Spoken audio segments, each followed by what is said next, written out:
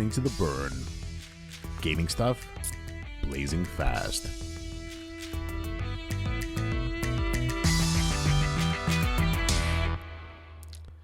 Welcome to a new episode of The Burn, a podcast about gaming done blazing fast. I'm Aviv Manoach.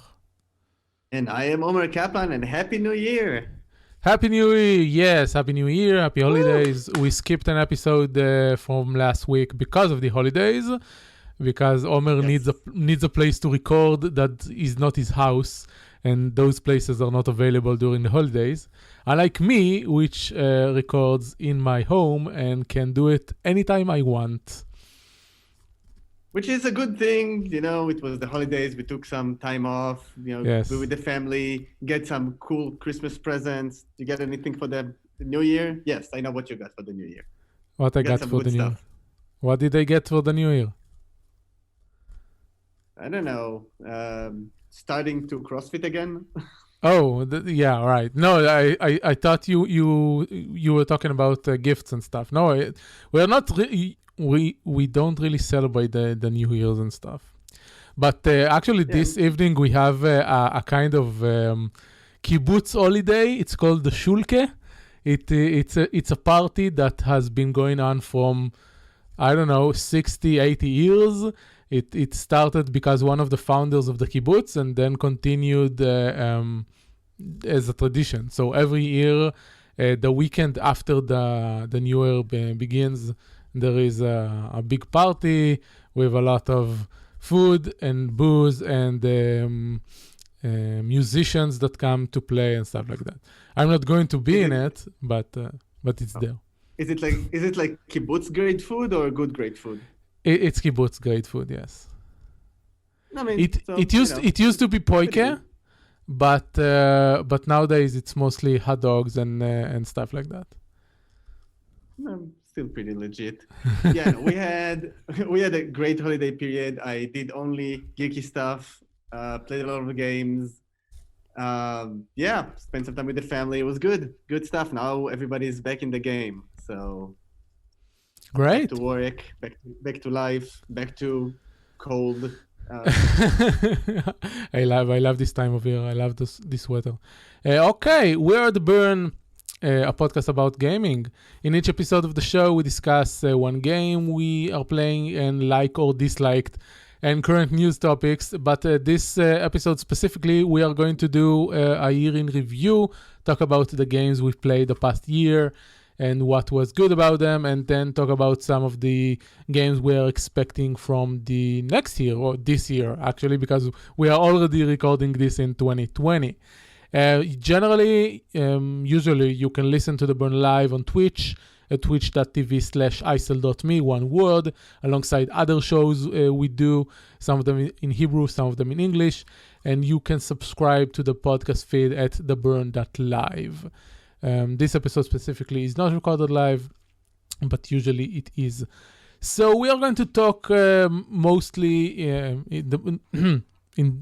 the major part of this episode about our favorite games of the past year. I don't like doing game of the year stuff. I don't believe that games can be one size fit all and that there are specific games that are generally good for everyone. When I do end of the year summaries, I take games that I played or that the people I record with played, and we discuss what game influenced us the most. I used to call it the most valuable game of the year, but now we're just calling it our favorite games. So we will go one by one, and we'll talk about some of the games that had the most influence on us this past year. And Omer, you can start. Right, perfect. So first of all, that was a really good insight, as all of your good insights. Just because I think this year, when going through the list, I found out that most of the games I played this year are from, let's say, 2016 to 2018, because what I did in 2018 for the most of the year was buying games, thanks to you. So it's really interesting because, you know, games that you play now games now are like built to last. So you can buy the games now. Yes, they were released this year, but you can play them because of, from a technology standpoint, there wasn't any major difference between, games from 2016, 17 to now. You can basically play games that came out this year, even 2 years from now, and they're still going to hold up and they're still going to be fine. So yeah, Game of the Year is a very fluid thing at the moment, I feel like. It also goes the other way around, because a lot of the time there are games that are released in early access and they stay with us for a long time. Case in point, Slay the Spire. And then they are released suddenly. And we consider Slay the Spire a game from 2019, but it has been in our lives for the past 3 years, I think. And so it's a bit vague about what games are really released in a specific year and what games are in development for a couple of years. And then there are games that are games as a service that they are released, but they are still here 5 or 10 years later, like a Warframe and Path of Exile and Destiny and stuff like that. Yeah, I mean, if you look at even like Warframe or what was the latest one I had in mind just before you said Warframe, I had a better example. The Elder Scrolls Online with Elsewhere. I mean, where do you put the line between a huge DLC or a huge update of the game, comparing to the release of the actual game? Because Warframe, when it came out 2013, 2014, I think. Mm-hmm. Yes. Huge major difference from the latest, expansion or update. So yeah, it's confusing times for sure. Anyway, so you know what, if we do for a second, I don't know if you speak too far from your microphone or something, but you are a bit low. I can talk really close to my microphone now. Okay, we'll try that, but for next time you need to boost your audio levels. Let's continue. What is your first game you want to talk about? Okay, I'm gonna boost my audio levels as you talk, and we're gonna be just fine. Okay, so the first game I want to talk about isn't Slay the Spire. We'll get to that. My first game, it was actually Apex Legends. So it made a huge noise in the streaming world for a hot second. They had a brilliant marketing strategy where they paid all the streamers to play it, and I watched it. I didn't like battle royale games up until then. I played the Fortnites. I even played the Battle Rights of the World. The one from the Smite Studios were pretty good. But yeah, so Apex Legends got me hooked on for a hot second. It was a month in which all I ever wanted to do in my life was play Battle Royale. I enjoyed it. And then I realized I'm not good at it, so I quit playing it. But yeah, I mean, it was one of the games that influenced me. It's still, getting updates, have good cadence, have good gameplay. Out of all the the first-person shooter games that are, competitive, this is the one I play the most. Yeah, super fun. Not good at it. Not going to play it again because it's too good for my own sake. But yeah, love it.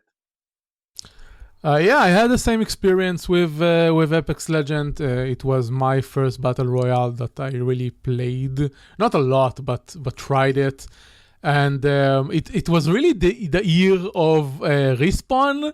They started the year with Apex, and they ended the year with Star Wars Jedi Fallen Order.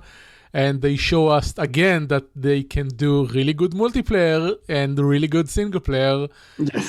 They are a very versatile company, and that's great. Their games are great. Yeah, and they're pretty consistent. Yeah, that's true. All right, cool. By the way, audio level's good? Yeah, I think so. I think it's fine. Okay, perfect. All right, good radio. Next game. I tried to fix something here for a second. Okay, so I can. No, it's fine. My next one, if you want. Okay. No, it's fine. I fixed it. I screwed at the beginning of the recording in OBS, but luckily I have triple redundancies now for recording this podcast, so it will be okay. My first game is Fire Emblem Three Houses. it's a weird thing. I can talk about this game for hours, but it's hard to pinpoint the exact reason why I like it so much. I tried doing it. We had last week. We had the same end of the year episode in the Game Burning podcast, the Hebrew podcast, and I tried doing this podcast to think about why I like it so much, and I can't tell you a single specific reason. It's the package, if we call it that way. First of all, it was a system seller for me. I bought the Switch to play it, and then it was after I watched a full campaign of this game on YouTube. And usually, if I watch a story-based game for the entire campaign on YouTube, I won't go back and play it myself. But this game has more than one campaign to play. It has 4 campaigns where you can enjoy the story in different ways. So yeah, I got a Switch. It was the first game I bought for the Switch. I think I played about 40 or 50 hours in the first month I got it. I still haven't finished the first campaign I started. I watched on YouTube the Co's Blue Lions, I think they are called, a campaign, and then I started the Black Eagles because after watching Co, I knew that it's going to be the campaign that interests me most in the game. So yeah, I played that, and it's just a very good mix of character drama and fantasy storytelling and strategic tactical RPG elements and a lot of great voice acting, and generally, all in all, just a great game. And I knew about the Fire Emblem series for several years, and I heard about the previous games in the series, but because I wasn't a Nintendo player, I never had a chance to play it. And also the Fire Emblem is one of those series that stayed in Japan for a really long time until they decided to bring it to the West. So even people that actually played Fire Emblem didn't, unless they are Japanese, didn't play the entire series. So yeah, I think that from a lot of perspectives, it's the game that had the most impact on my gaming experience this year, and so it's on the top of my list. Yeah, it's pretty cool. I was always looking at that game. I saw a lot of YouTube videos of people playing this game. It looks good, looks exactly everything I'm looking for in a good Switch game. I wish it wasn't priced like $60, but other than that, it's like it was an insta-buy if it wasn't the price. There's nothing we can do with Nintendo first-party pricing strategy. Nope. No. I'm still dream of buying the Mario Tennis game every now and then. $60 for a game is pretty steep in the age of discounts and sales. Yeah, but I would agree for game like Mario Tennis, but when you look at Fire Emblem and realize that it has 4 campaigns that total in about 300 hours of content, you say to yourself, $60 is fine for $300 of content. Yeah, for sure. Yeah, and please don't disrespect my Mario Tennis. I won't pay $60 for Mario Tennis. No. Yeah, and it's pretty good tennis game. Let's move on.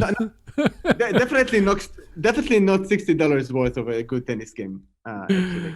All right, so we talked about Slay the Spire. So let me switch it up and talk.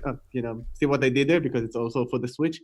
Let me talk about SteamWorld Hand of Gilgamesh, which is another excellent game from the house of, I think they're called Image and Form Games.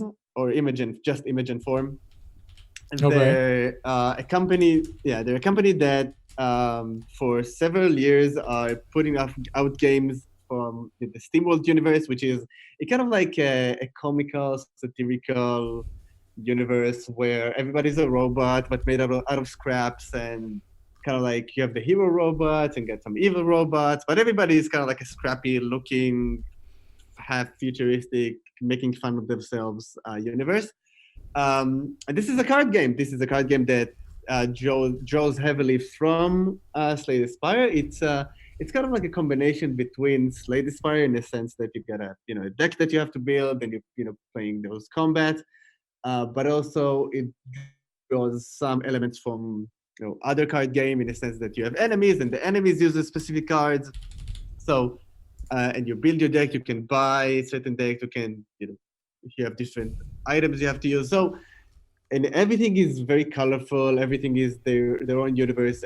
All the quips and all the jokes that they're making is pretty much consistent with other games that they do. So, graphics are super fine. Gameplay is really nice for the Switch. It was probably the Switch game I played the most this year.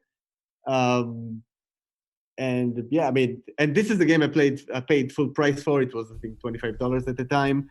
And it was an insta-buy. Every time this company gets a game out, I'll buy it in a heartbeat. I completed all their other games, and, they're just a great company, great game. If you don't have it, go get it. Tell me two things. First of all, how does it handle on the Switch? It's sort of those sort of games I imagine works best with a mouse. So what do you think about that? I didn't have any issues with the controls. You just, you either use the stick or the arrow keys, everything. I mean, I think, don't quote me on that, but I think this game was probably it's one of the closest games that I feel like it was built Switch first and then got to Steam and all the other platforms, but it handles perfectly. There isn't any glitch in graphics quality. Controls are great. I didn't have any issues with it. It's hard not to quote you on that when you say it live on a recorded podcast. Yeah, okay, so quote me. And the other thing I wanted to say, because we talked about Slay the Spire, how does this compare? Slay the Spire technically came out this year. It has been in early access for, I think, 2 years previously. And so, and a lot of quote unquote copies of it started popping out. So what do you think? Yeah, so that's a good question. So first of all, I think from a gameplay perspective, what Slay the Spire have in spades is replayability. So it's kind of like more of a roguelike experience where you do the thing, get back, do it again. So the replayability in Slay the Spire is very good. I mean, this is what makes it such a good game. In Hand of Gilgamesh, there's an actual campaign that you have to go through. So you play the thing. I haven't completed the campaign yet. So you go through different walls, different quest lines. So it's a story campaign? More of a story. Yeah, it's actual story. Interesting. So yeah, so I haven't finished the story yet, and I haven't seen any other game modes, but I'm super enjoying it so far. Okay. So I think that's the one difference. The other thing is the aesthetics. I mean, Slay the Spire have kind of like a crappy aesthetics, and Hand of Gilgamesh is super polished in this way. So interesting. Maybe we'll do a full episode on it in another time, because it's very interesting to me. Yeah, it's good stuff. Yes, so my next game is Children of Morta. It's what I consider my surprise of the year, because it's one of those games that popped up on the PR company that I work with, Evolve PR, and for time to time I go over all the promotions and ask for game keys. And I saw this Children of Morta. I didn't know anything about it, and I asked for a key, and they gave it to me, and I started playing, and I was blown away. From time to time, I just get one of those games that I didn't know anything about, and they are indie games, and they just amazing. Children of Morta, if you haven't seen it, is a action RPG with roguelite elements. You go through randomly generated levels, and you get all the power-ups and relics and stuff like that, like any other roguelike, but your character is persistent, so you get XP and you advance the character. And one of the cool thing is that all the game is told as a family narrative. So all the characters are a part of the same family, and each character has a family trait that when you level up, you give all the other characters this trait. So even characters you don't like to play, you want to level up in order to get their trait for the other members. For example, the father is a sword and broad kind of character that I don't really like because it's not my playstyle. But when you level him up, you get a HP boost for all other characters. So I wanted to bring in to at least level 5 in order for all my other squishy characters to have more health. So that's one of the cool things about the games. And it's highly recommended. I think one of the best indie games that came out this year. Yes. Okay, so one question for you before we go. Yeah. So I have Moonlighter and I played it a bunch, but I haven't finished it yet. Do I need to get this game? Yeah, Children of Morta is better. It does a couple of things different. Let's I'll say it like that. Moonlighter, will put the store manager aside. Moonlighter combat is a lot more roguelike in nature than Children of Morta. Children of Morta is an actual action RPG. Think that someone took Diablo and removed all the item mechanics and put them as a roguelike mechanics. So you have your characters and you level them up, but every time you play a level, you get the items that give you power up for that specific run. So it's a lot more. I said it's a cross between Diablo and Dead Cells. That's how I pitched it. Okay, so it goes into the wish list. It goes.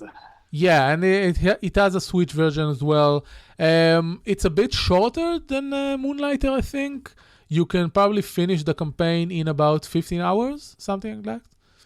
Okay, so let's go over your next game, which wasn't released this year, but you played it a lot this year, so it gets an honorable mention. Yes, so each of us got 3 games, and I could not, in right mind, let this episode pass without mentioning my, let's say, most favorite game this year, but that didn't come out this year, but it's totally game of the year. The name is Golf Story. So, okay, let's say it again. The name is Golf Story for the Switch. It's it's really like the only word I can describe the game with is groundbreaking. It's an RPG. And you have to. If you don't have this game, you totally have to play it. It's an RPG. So you play as a young boy who's, had a father who played golf for many years and, but had to go through like a regular job, but now wants to come back to and playing golf professionally. And, your mother don't approve of you playing golf, but you do it anyway. So the whole game, it's in the base. The whole interactive parts are basically, playing golf with the wind mechanics and the power mechanics and the spin mechanics and all that. But there's also, RPG. Go talk to people, go do quests, go buy better items, and just advance in the campaign through that. And everything is super. Okay, so there's not a whole lot of games that make me actually laugh out loud. Some of the jokes and interaction in this game are super funny. The characters are hilarious. It's everything. The art style is super nice. I'm playing it on the Switch. I think it's only for the Switch. And it's really, really groundbreaking in the fact that they managed to take and build an RPG around something as, not as innovative and as mundane as a golf game. And it's fun. It's fun. It's super, super, super fun. And the way they use the Switch as a platform with different vibrations and different like haptic interactions is I've never seen that in any other Switch games. I think they're using the platform to the max of its abilities. Maybe that's the reason they didn't export it to other platforms. Uh, Everything about this game is super good. Even if you don't like golf games, you have to play this game. It's one of, hands down, the best RPG I played this year. High praise. Nice. I'll check it out. You piqued my interest. Okay, I'm telling you, $15. Just get it. Thank me later. You can buy it as a gift for me for New Year's. Okay, so maybe when we talk about the expectation, I'll tell you why it can't be done. That's why I said it. Okay, we don't have a lot of time, so I'll just say that the final game I want to recommend from 2019, and I kind of said it at the beginning, is Star Wars Jedi Fallen Order, the newest single-player campaign from Respawn. It's basically got me excited about Star Wars again because I really wasn't for the new movie, and I played this game and it reminded me everything I like about the universe of Star Wars. There was a conversation of Twitter this week that people talked about the movies and stuff, and I said that the movies were never what interested me in Star Wars. It was always the expanded universe. And Star Wars and Jedi Fallen Order is a great example of what you can do with the Star Wars universe. And it's just draw inspiration from older great games like Jedi Knight, which I really love when it came out. And yeah, it's just a great game, and it also made me go back and play Titanfall 2, the other game by Respawn, and you can just see the roots of Fallen Order in what they did for Titanfall 2. So yeah, and you can get it by subscribing to Origin Premier Access on PC, so you don't even have to buy the game because it's 15 hours long or something like that. And I don't really think that a single player only 15 hours is worth $60, but it is worth getting Origin Access subscription because there are a lot of great games there.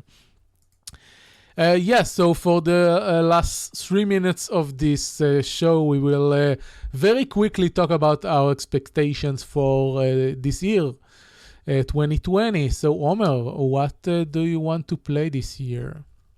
Okay, so I'm going to use 2 minutes out of 1.5 minutes out of the 3. First of all, you did a really good job in 2018 by making me buy really, really good games. So, it's one not of the things I'm going to try stop. to do... Anya, I know. You are delusional. Hard. It's tough. I already only from this show I got 2 games in my wish list. So you're gonna see how it goes. But what I'm really gonna try to do is try to finish at least a couple games I have before buying new ones. That's good. That's what I does and do it well. Yeah. I was looking at my Steam list and it's getting long and there's so many good games in there. I have some games I played 3 hours and I think they're worth way more than 3 hours. I'm actually started to play Lord of the Rings Shadow of War again, and I only gave it 3 hours and I'm playing it. I'm like, oh my God, this is such a great game. Why did I play it for 3 hours and then stop? So I'm going to try and finish a couple games, but the only exception, right now the only exception would be I don't think it's gonna come out this year, but it's not. Okay, perfect. So they showed for me. So no Baldur's Gate 3 yet, because if Baldur's Gate 3 comes out even the holidays of next year, it's an insta buy. Yeah, Diablo 4. I don't think Diablo 4 won't be out this year, so nothing to worry about. Not sure, maybe. You think they're gonna surprise at BlizzCon or something? And then even if they give a release date in BlizzCon in November, I don't think it will be this year. Yeah. So no Baldur's Gate, no Diablo. So you basically don't have an expectations for this year. That's what you're saying. I have expectation in playing great games I already own, and standing strong against your recommendations.